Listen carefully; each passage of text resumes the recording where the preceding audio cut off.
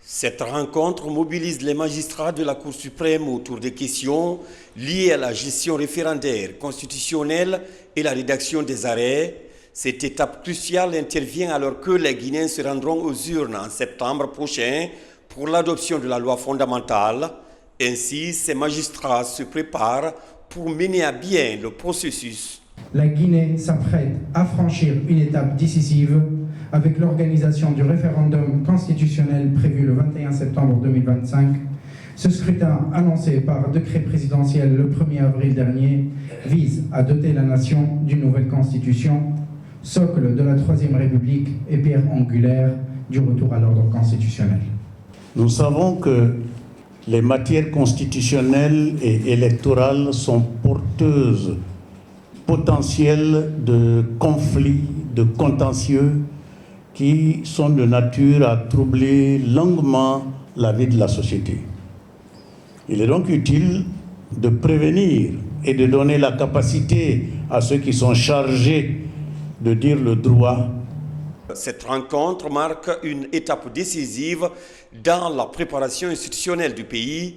Elle est soutenue par l'Union européenne, le Centre européen d'appui électoral sur financement de l'Organisation internationale de la francophonie. Le contentieux constitutionnel qui sera au cœur de nos débats constitue le socle sur lequel repose la légitimité de nos lois et la régulation des pouvoirs publics. Quant au contentieux référendaire, il est le garant de la transparence et de la sincérité dans l'expression directe de la souveraineté populaire. Dans une république fondée sur des principes démocratiques, il est impératif que l'ensemble des acteurs judiciaires, en particulier ceux investis d'un pouvoir de contrôle ou de décision dans des domaines sensibles, disposent d'une compréhension claire. Nous saluons cette initiative de la Cour suprême qui démontre un engagement louable à renforcer la qualité de la justice constitutionnelle dans notre pays. Car s'il est une justice qui ne tolère ni approximation ni compromission, c'est bien celle qui porte sur la Constitution.